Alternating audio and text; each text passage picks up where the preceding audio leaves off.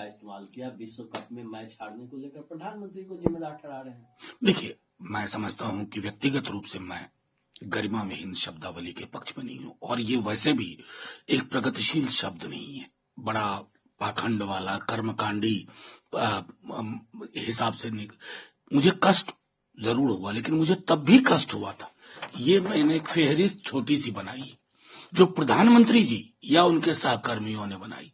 अभी हाल में प्रधानमंत्री जी अपने विपक्ष को आतंकवादी कहते हैं, उनके पोषक कहते हैं। अब बताइए कि कौन सा शब्द ज्यादा गरिमा विहीन है, पनौती या आतंकवादी? 50 करोड़ की गर्लफ्रेंड, जर्सी गाय, हाइब्रिड बछड़ा, ये सारी शब्दावली क्यों 10 वर्षों से आ गई? सामूहिक चिंता करनी होगी, क्योंकि हमारी पॉलिटिकल वोकैबुलरी दिन प्रतिदिन गिरती जा रही है। चलिए, इसी बहाने आज जब इस पर सवाल पूछा जा रहा है, तो ये भी सवाल हो कि प्रधानमंत्री जी ने 10 वर्षों में इस तरह की भाषा का क्यों इस्तेमाल किया, ताकि वातावरण में अब विपक्ष के लोग भी उसी भाषा में जब उनसे कुछ कहते हैं तो उन्हें कष्ट होता है। होना भी चाहिए, लेकिन बाकियों को भी तो होता है ना।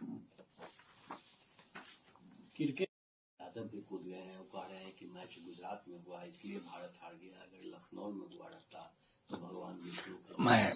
मैं समझता हूं कि इस तरह की चीजों के लिए सीधी सी बात है, उनके प्रतीक के रूप में लीजिए, क्योंकि आमतौर पर हिंदुस्तान में जो भी बड़े टूर्नामेंट हुए उनके फाइनल या तो ईडन गार्डन या वानखेड़े में होते थे।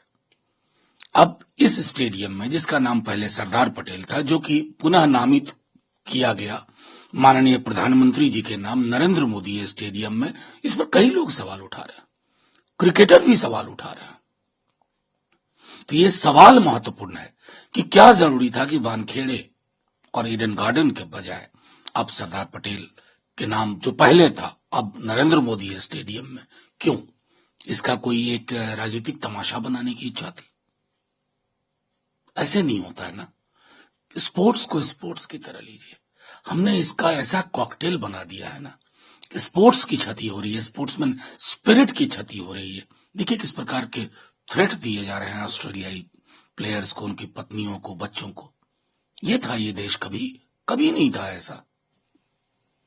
नेशनल हेराल्ड केस में कांग्रेस पार्टी कह रही है कि चुनाव से जुड़ा हुआ मसला है। नहीं, ईडी बेकार कह रहे हैं। मैं तो बार बार कहता हूं, बेकार हम ईडी को घसीट रहे हैं। ये बीजेपी है भाई, ईडी नहीं है, आईटी नहीं है, सीबीआई नहीं है। ये enforcement directorate is no more, it is BJP's extension wing, और वो ये कर रहे हैं। फर्क भूल जा रहे हैं शेयर होल्डर्स का और कंपनी ओनरशिप का।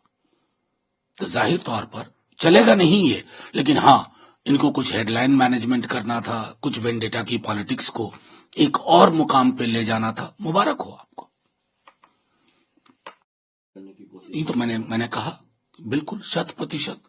ईडी की कार्यशैली ना सिर्फ एजीएल और ये नेशनल हेराल्ड, पूरे देश में देख लीजिए। ये एक संस्था है, उसका चरित्र इतना कलुषित कर दिया गया है ना कि बीजेपी को भी डरना चाहिए। सत्ता में तो परमानेंट है नहीं, लेकिन आपने इस एजेंसी को जैसा बना दिया है, ये आपको भी बहुत दौड़ाएगी, बहुत दौड़ाएगी। खिलाफ जो महिला